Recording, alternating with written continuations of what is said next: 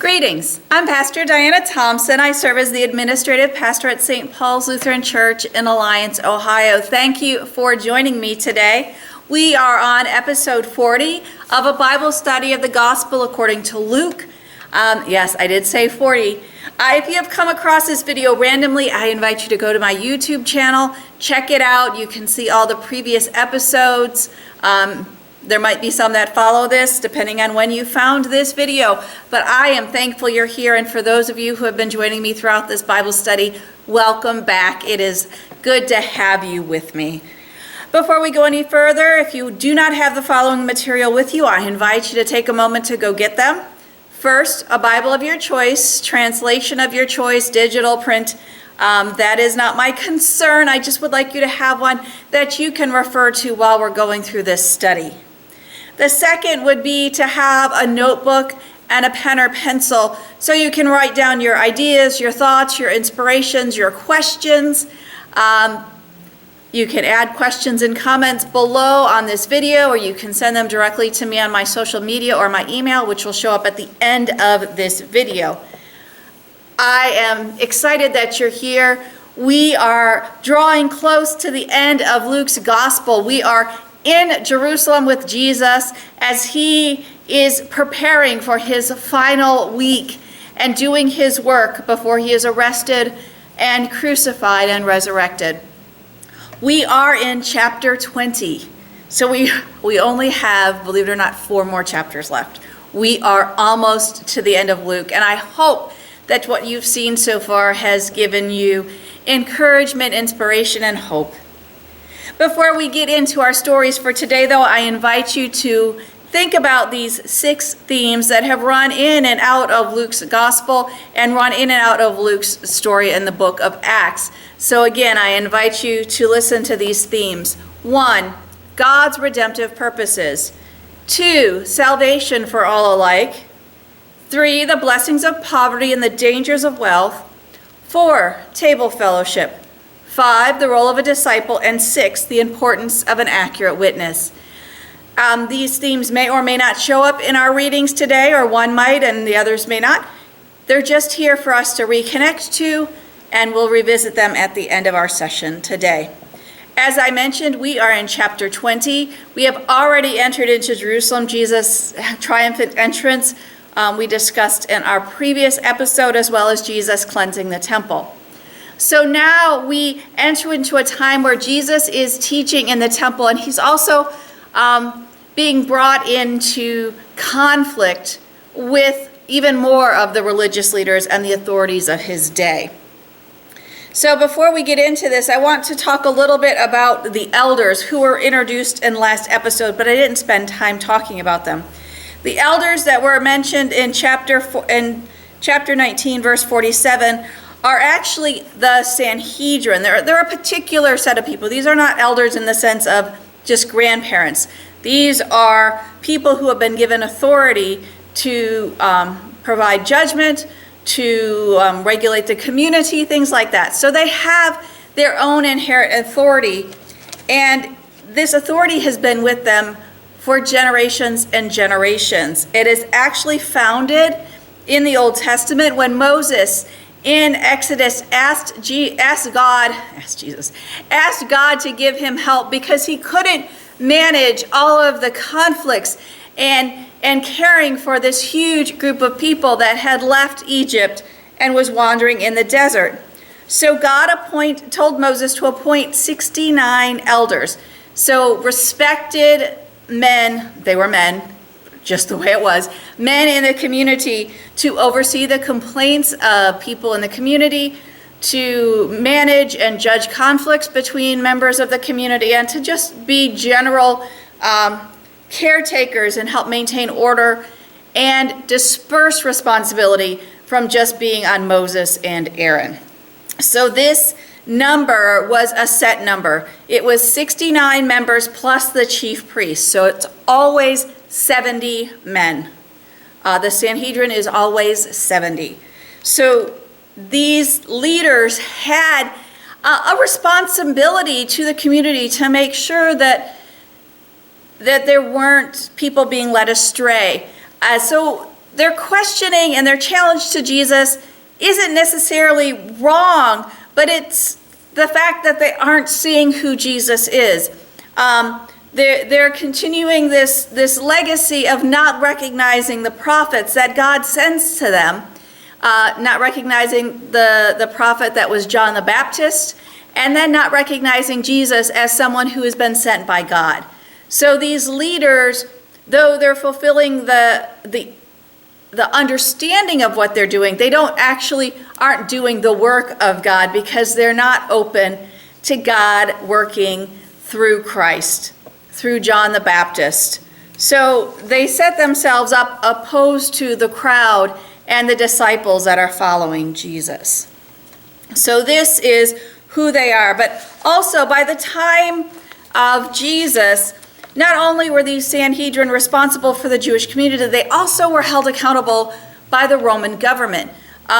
If they were not keeping peace in Jerusalem, the Roman government would take them out of power. And actually, it was well within Caesar's rights as part of the agreement when Rome came in for them to stay in power, is that Caesar, whoever was the ruler, the emperor of Rome, Caesar, could appoint the chief priest. So he could appoint someone that would work and be compatible with the Roman government. So they had an important place, and the fact that they stood in opposition to Jesus is where the tension comes in.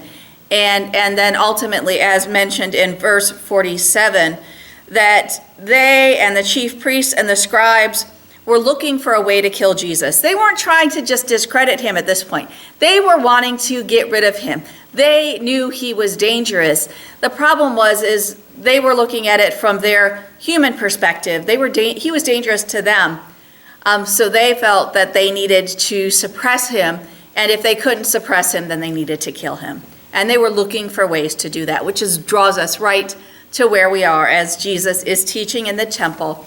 We're in chapter 20. We're reading verses 1 through 8, where Jesus' authority is questioned by this same leadership. So this is the first challenge. By whose authority do you do these things?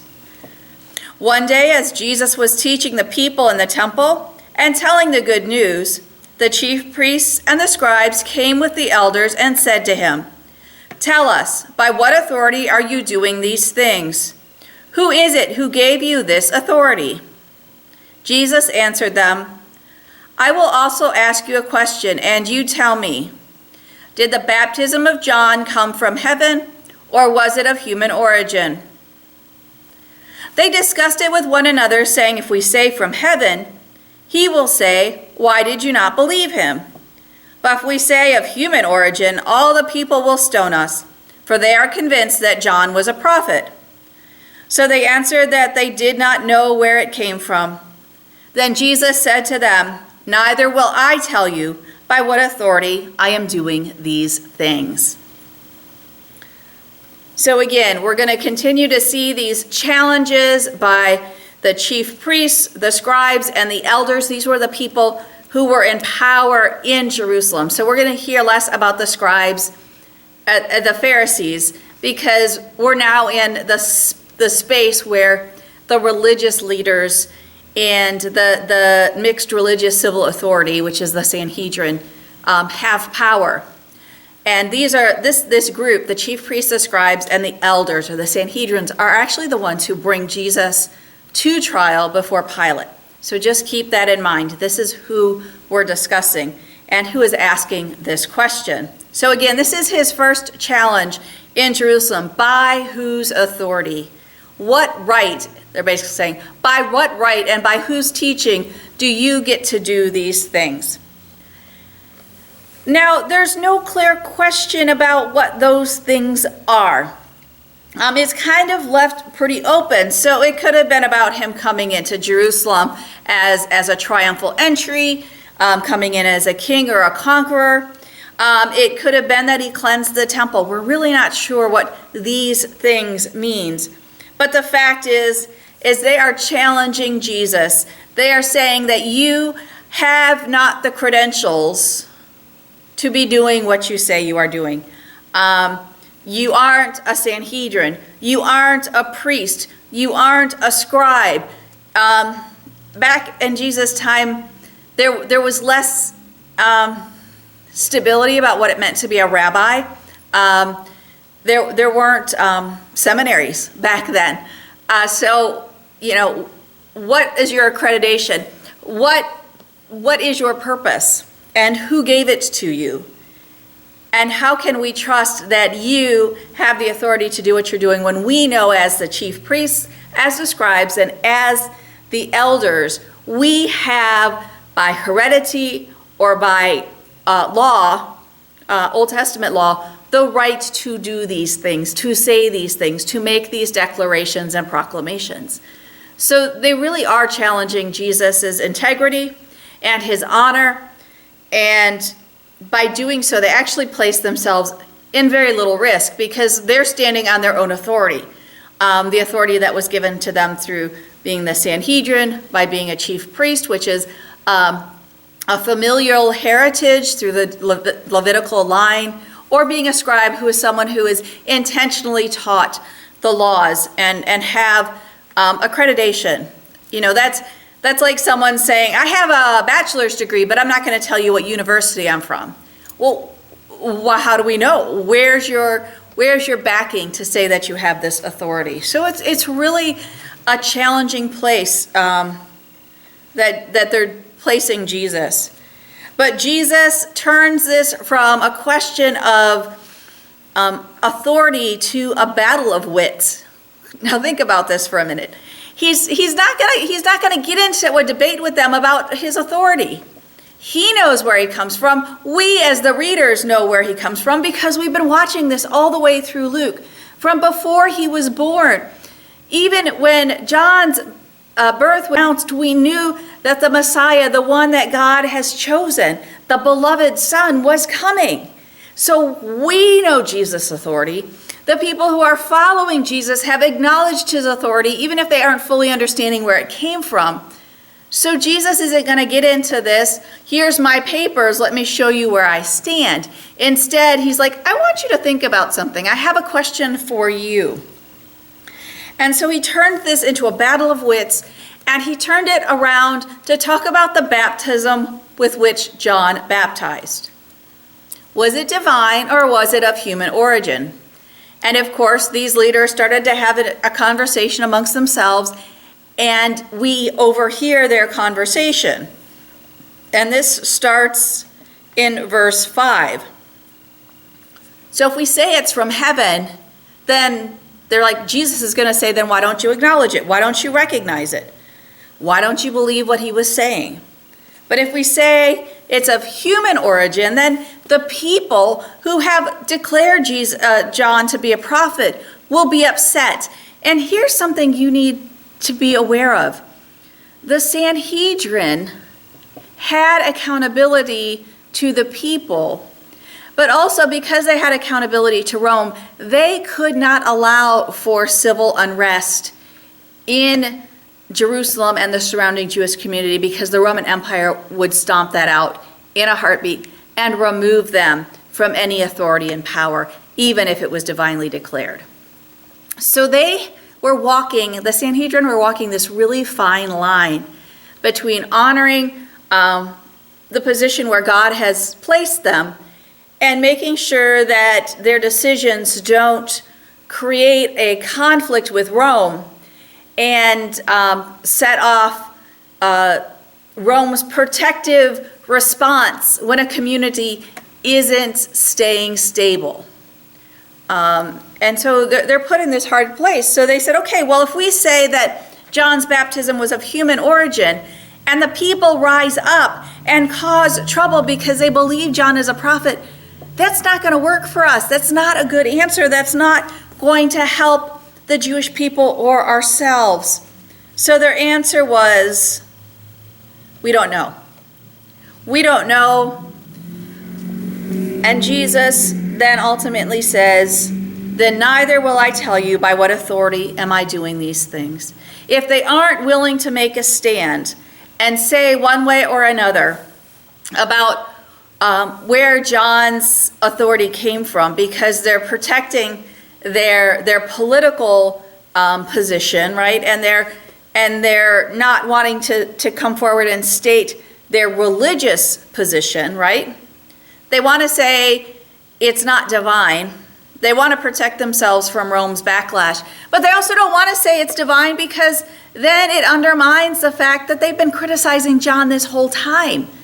That they want to undermine anything that has to do with this, that their authority was already being questioned.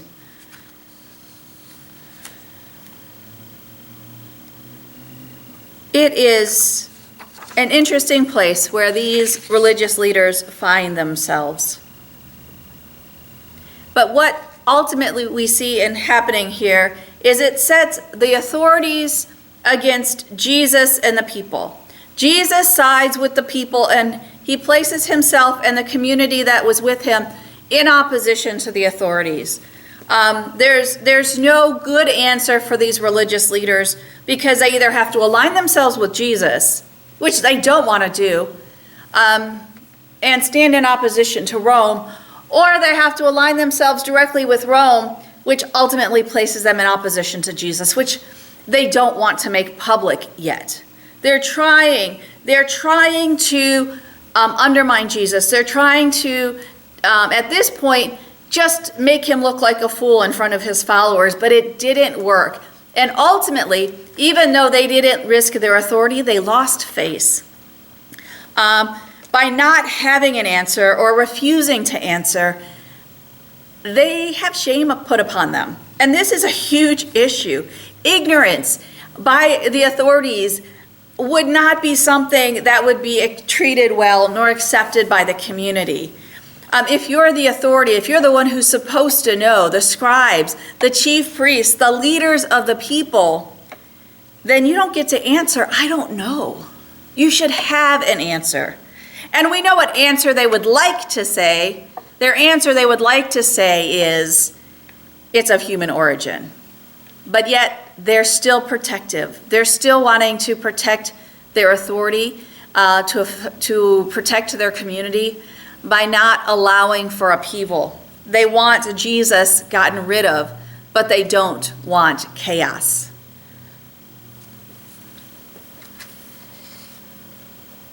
So since the authorities refused to give an answer, Jesus also refused to answer their question. And Jesus then leaves the question with us. By whose authority does John and Jesus act? Is it human or is it from God? That is the question that stands for us. And how we answer will determine how we see Jesus and where we place Jesus in our life, the authority we place upon Jesus and John as a prophet in our lives. So again, we have that question hanging out there for us as the listeners to answer for ourselves. Jesus then immediately follows up this questioning with a parable that is pointed at those same religious leaders. This is the parable of the wicked tenants. It's in chapter 20, verses 9 through 19. Jesus began to tell the people this parable. A man planted a vineyard and leased it to its tenants. And he went to another country for a long time. When the season came, he sent a slave to the tenants in order that they might give him his share of the produce of the vineyard. But the tenants beat him and sent him away empty-handed. Next, he sent another slave, but that one was also beaten and insulted and sent away empty-handed. And he sent still a third, this one also wounded and thrown out. Then the owner of the vineyard said, "What shall I do? I will send my beloved son. Perhaps they will respect him." But when the tenants saw him, they discussed it among themselves and said, "This is the heir. Let us kill him so that the inheritance may be ours." So they threw him out of the vineyard and killed him. What then will the owner of the vineyard do to them? He will come in and destroy those tenants and give the vineyard to others." When they heard this, they said, "Heaven forbid." But he looked at them and said, "What then does this text mean? The stone that the builders rejected has become the chief cornerstone. Everyone who falls on that stone will be broken to pieces, and it will crush anyone on whom it falls." When the scribes and chief priests realized that he had told this parable against them, they wanted to lay hands on him that very hour, but they feared the people. So Jesus does not lessen any of this tension that he just created with the chief priests, the scribes, and the elders. Instead, he amplifies it with this parable because it clearly pointed to those religious leaders as the tenants in this parable. But before we go deep into this, I want us to understand that this parable of the vineyard is a common, understood, and heard Old Testament story from Isaiah chapter 5, verses 2 and following. And it even starts with this planted a vineyard theme. So any Jewish person hearing this would automatically be drawn back into that story in Isaiah, where God is saying to the people, I give you this vineyard, but you don't treat it with respect. You don't honor me with what is available. And there's other places in the Old Testament where the image of a vineyard is a symbol for Israel. And we see that in Psalm chapter 80, verses 8 through 13. Isaiah chapter 27, verses 2 through 6. Jeremiah chapter 2, verse 21. Hosea chapter 10, verse 1. And Ezekiel chapter 19, verses 10 through 14. So the idea of a parable that talks about a vineyard, and the vineyard being Israel, the community, wouldn't be uncommon. And the tenants are the religious leaders, those chief priests, scribes, and Pharisees, whose role and purpose is to tend the vineyard and give to the landowner's share of the proceeds from the vineyard. Now, again, a little history. The practice of absentee landlord leasing of vineyards or olive groves to tenants dates back to at least the 3rd century before Christ, and it continued well into the Roman period.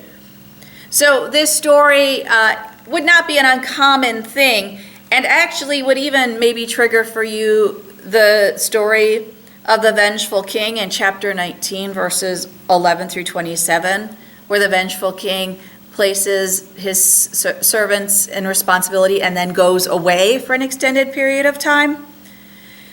But yet, there's a reversal, right? In that previous story, it was the landowner who was greedy. In this story, it was the tenants who are greedy and vengeful. But also, one of the things that you need to know about Old Testament when there was leasing was that the tenants, according to Levitical law, the owner was forbidden from making any profit on a vineyard for 5 years. That's from Leviticus chapter 19, verses 34 to 35. So this landowner who leased out this vineyard gave them 5 years to keep all of the profits for themselves. And when it was the 6th year, the landowner said, "Now it's your turn to share your proceeds with me." So there's something powerful about the fact that, these tenants had 5 years and they had everything from that.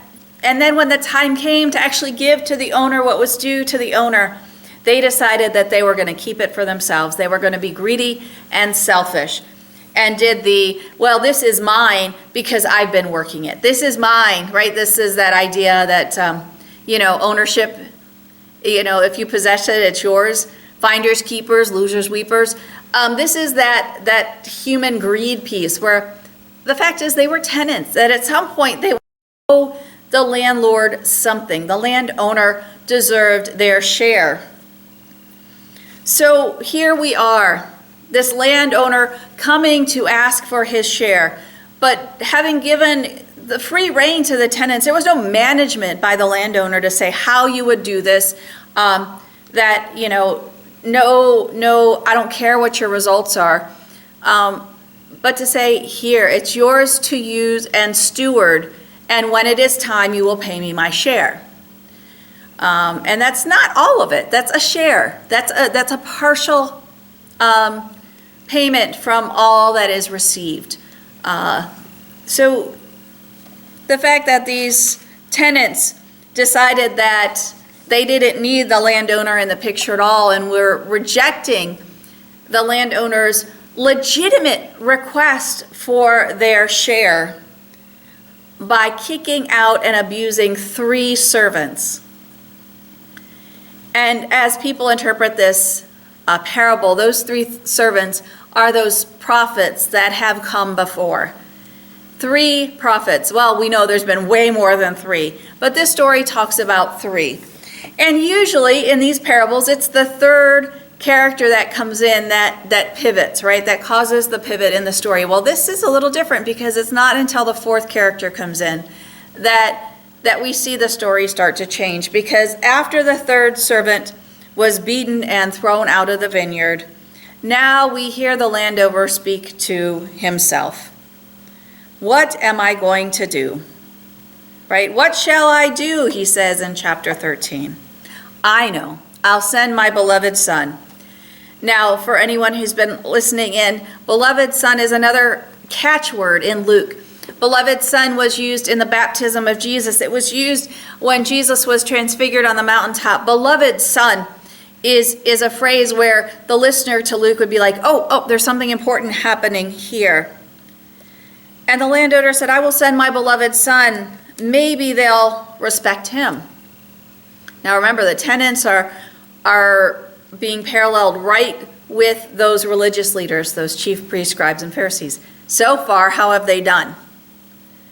Yeah, not so good at respecting the son. And ultimately, once again, Jesus uses this parable to further push this reality that the heir is killed. The tenants were so greedy that they manipulated this idea that somehow if they kill the heir, if they kill the son of the landowner, that somehow the land would revert to them. Okay, first of all, that's not how it worked in the law. They were a long way from being heirs to this land because there were other people in the landowner's family who would have inherited first. So first of all, they convinced themselves of something that wasn't true, but then they went ahead and killed the landowner's son. Jesus is, pardon me, I've got a hair right by my eye. Jesus is saying to those religious leaders, not only are you going to reject those who were sent before, you're going to reject the heir, and you're going to kill him. And even though the religious leaders didn't understand that this was Jesus in particular, we already know they were planning to kill him, right? But they still didn't acknowledge Jesus as the heir, as the one who was coming on behalf of God. And of course, the crowd, when they heard this story, announced in a way that should have been, heaven forbid, this is completely unacceptable. This is not how people are to act. They would definitely side with the landowner over those greedy tenants because they know that's not how things should work.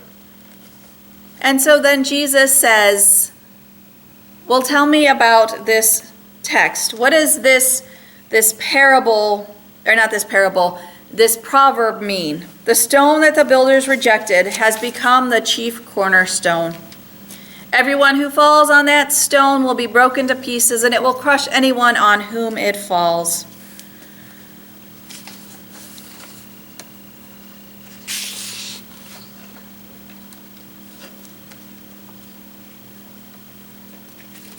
Let me get.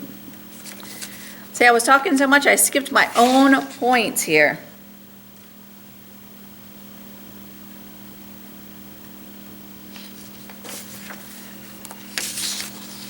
So Jesus' response to this parable is this question, which actually comes from from Psalm 118, verse 22. It's actually a praise or a festival psalm. And it is a riddle for the hearers. What's the meaning that the stone the builders rejected has become the chief cornerstone? And though this verse appears in other New Testament contexts, it is clear that it is used by the early church as scriptural proof of the crucified Christ. We see it in Acts chapter 4, verse 11, and 1 Peter chapter 2, verse 7. Now, for those of you who don't know, a cornerstone is the stone that is set at the corner of a building, which would bear the weight of two walls at the corner. It is a vital piece for stable building practices. And the fact is, we would understand that as we continue to read in the New Testament, that a cornerstone would also be having this significance that Jesus is the chief cornerstone. It is what the foundation of the church is built on. They would see this. So Luke has prepared the readers for this riddle by using the verb rejected. In other places earlier in the story, the Son of Man must be rejected by the elders, chief priests, and scribes in chapter 9, verse 22. And then again by this generation in chapter 17, verse 25. So verse 18 extends the stone metaphor to encompass the judgment that the parable pictured as taking the vineyard away from the tenants and giving it to others. Irony gives way to paradox. If one strikes the stone, one will be shattered. If the stone falls on anyone, they will be crushed. And both of these parts echoes the scriptural references in Isaiah chapter 8, verses 13 to 14. The prophetic words of Simeon are also fulfilled from chapter 2, verse 34. This child is destined for the falling and rising of many in Israel. So once again, the inhabitants of Jerusalem encountered the Lord's work as a stumbling stone. So the last half of Luke chapter 20, verse 18 alludes to Daniel's interpretation of Nebuchadnezzar's dream. In Daniel chapter 2, Nebuchadnezzar has created a great statue, and Nebuchadnezzar dreams that a stone is cut from the mountain, but it's not cut by human hands, and struck the great statue of Nebuchadnezzar and broke it to pieces. The dream, Daniel says, was a portent of the kingdom that would crush all other kingdoms. By joining allusions to a vineyard and a cornerstone and a stumbling stone and a crushing stone, Luke's successive references construct a powerful allegorical interpretation of Jesus' confrontation with the authorities in Jerusalem. And I truly think it just says, you will not win. You will not win. Whether you're rejecting or judging, the chief priests and the scribes will not win. They will be crushed. They will be shattered. They will trip up. They cannot win this story. And once again, it sets Jesus and the people against those leaders. This parable confirms for us, the readers, that the scribes and the Pharisees realized that this parable was against them. The response of the people with the words, "Heaven forbid," recognizes that the religious leaders, in a desire to seize Jesus at that very hour, the response of the people had been, "Heaven forbid." But yet the response to this parable by the religious leaders is a desire to seize Jesus at that very hour. But once again, they are prevented from doing so because they feared the people. They truly, truly wanted to find a way to get rid of Jesus. And Jesus ultimately turns it back on them and says, you will find that you are fighting a losing battle. You are fighting a losing battle. Now, to go back to the Isaiah story about the vineyard, the landowner comes and he finds the tenants have not been faithful with the vineyard that he's given to them. And his response in Isaiah is to cast them out. they will not have anything. They will be left with nothing. So the fact that this parable is running through the minds of the people who are hearing it in Jesus' day, and knowing where the Isaiah parable ends and Jesus' parable ends, they're different. But at the same time, they recognize and remember that the landowner has authority over those tenants, whether those tenants want to acknowledge that authority or not. If they believe that somehow they can come into possession of the land, they have a rude awakening. And the same then for those chief priests, scribes, and elders, if they think that they can silence the one who has come in the name of the Lord. Jesus then continues to teach, and as they do that, those religious leaders continue to try and figure out ways to trap him. So we come into this next story. This is the second challenge to Jesus, and it asks him where his loyalty really lies. This is chapter 20, verses 20 through 26.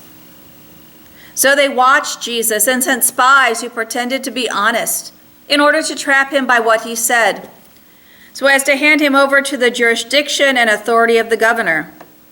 So they asked him, "Teacher, we know that you are right in what you say and teach, and you show deference to no one, but teach the way of God in accordance with truth. Is it lawful for us to pay taxes to the emperor or not?" But Jesus perceived their craftiness and said to them, "Show me a denarius. Whose head and whose title does it bear?" They said, "The emperor's." He said to them, "Then give to the emperor the things that are the emperor's, and to God the things that are God's." And they were not able in the presence of the people to trap him by what he said.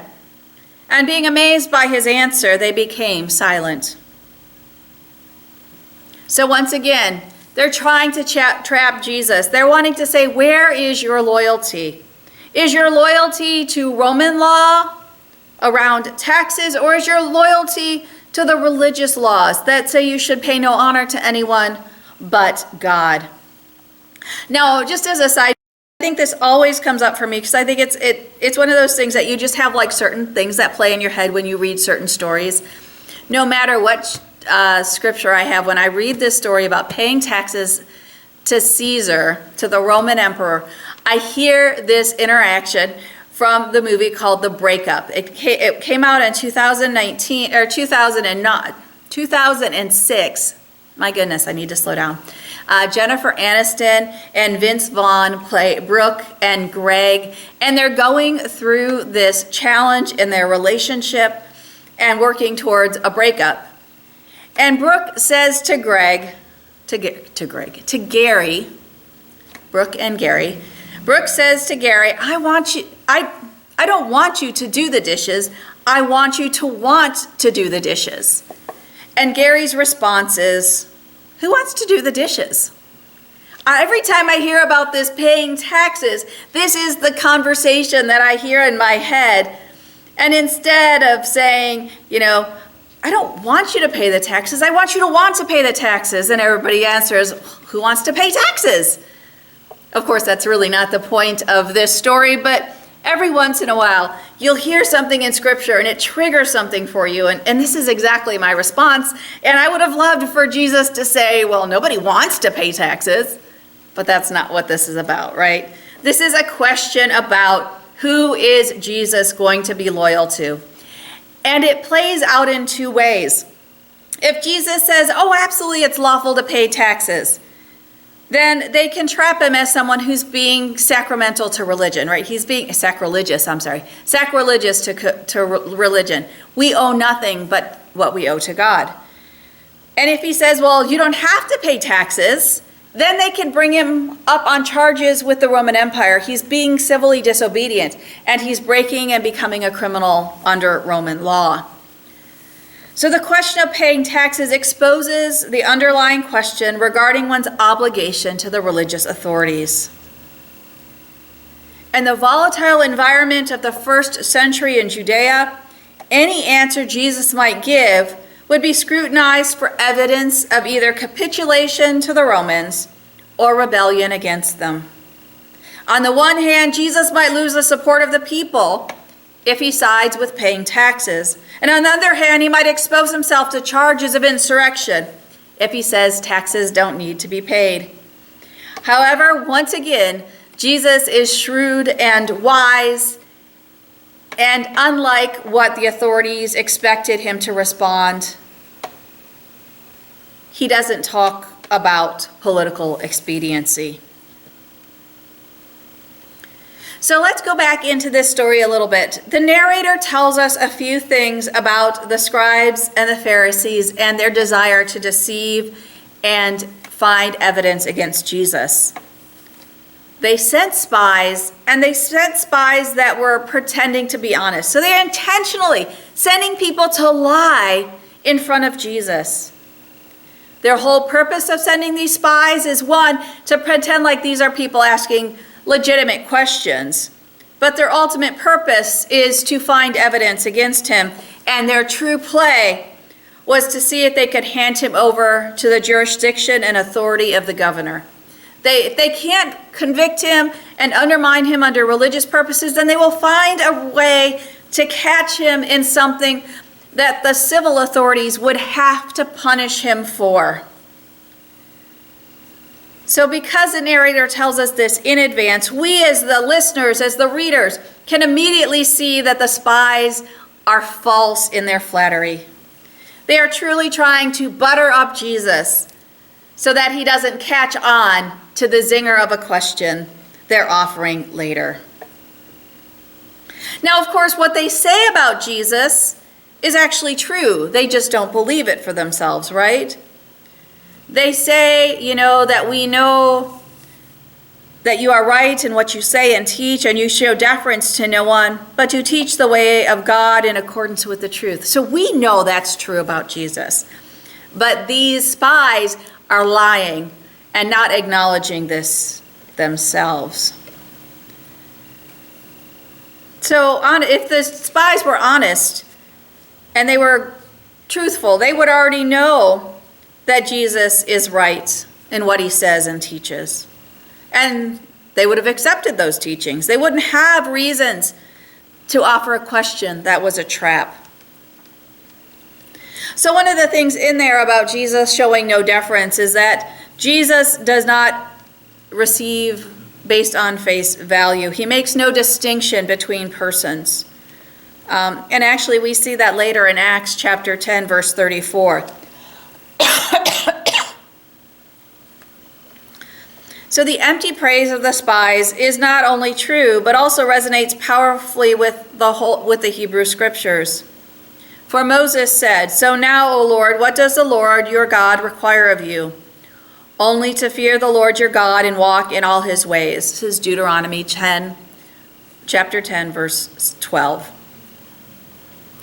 But maybe those leaders, those spies for the leaders, were hoping that pride goeth before the fall, which is Proverbs chapter 16, verse 18. The spies spring their trap immediately upon these words of praise. We call that being buttered up, right? And the question then puts this taxation issue into a religious context. Is it lawful? By the laws of God, is it lawful to pay political tribute? For all its political bristles, the question is based on a religious one, a matter of interpretation of law. The lure entices Jesus to appeal to the authority of the law of Moses, to decree that paying taxes was illegal. In its present context, the question invites Jesus to counsel the people to act as the wicked tenants of the preceding parable and refusing to give the emperor his due. But Jesus once again recognizes their craftiness and their deceitful scheming. And his trap is even more sly. He asks for the denarius, and as we've known before, it's a common coin. It would be 1 day's wage for a laborer. And for those of you who don't know, a silver denarius bore the image of Tiberius on it, and the inscription, Tiberius Caesar, son of the divine Augustus. Evidently, Jesus' opponents themselves carried Roman coins into the temple. Now think of that. These are the people who are saying, is it lawful to pay taxes to Rome, who are carrying Roman coins? But not only were they carrying them, but then Jesus forced them to answer whose image and inscription were on the coins. And of course, they had to say the word Emperor Caesar. That's ultimately what the word Caesar means. It means emperor. So they are forced to say the name Emperor. And of course, from their simple and correct answer, Jesus forms his response. And it's really quite simple. And for Jesus, he makes it quite obvious. Well, if the coin has Caesar's image on it, then it belongs to Caesar. So give it to Caesar. But whatever has God's image belongs to God. Now think about that. Human beings made in the image and likeness of God belong exclusively to God. Pay your taxes to Caesar, but give your highest loyalty to God. Jesus' answer cleverly avoids the trap while calling the people to be faithful to God in all things. It affirms that the people should pay their taxes and that Jesus refuses to support violent rebellion against Rome. On the other hand, the effect of his response is not to create an arena of life that is exempt from God's authority, but to reserve for God a level of faithfulness that supersedes any other obligation.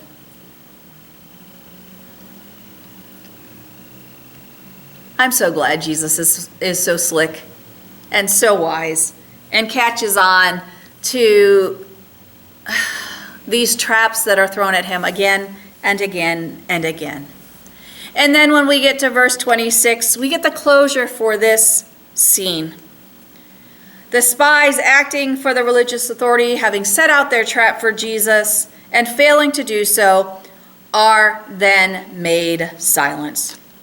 There was nothing more they could say. You gotta like that, right? Don't we wish we could always get into a conversation with someone who's trying to bait us and be able to have a response that just they can't respond to? Like, it's done. There's no conversation. There's nothing you can say to save yourself from your comments. Oh, how many times I wish that was possible. Sisters and brothers, as we think back to the stories we just had, the questioning of the chief priests, the scribes, and the elders, the parable of Jesus, and now this question about paying taxes. What themes did you hear? Did you hear about God's redemptive purposes? No, I don't think so. I don't think that this was part of what was going on. How about salvation for all alike? Maybe a little bit.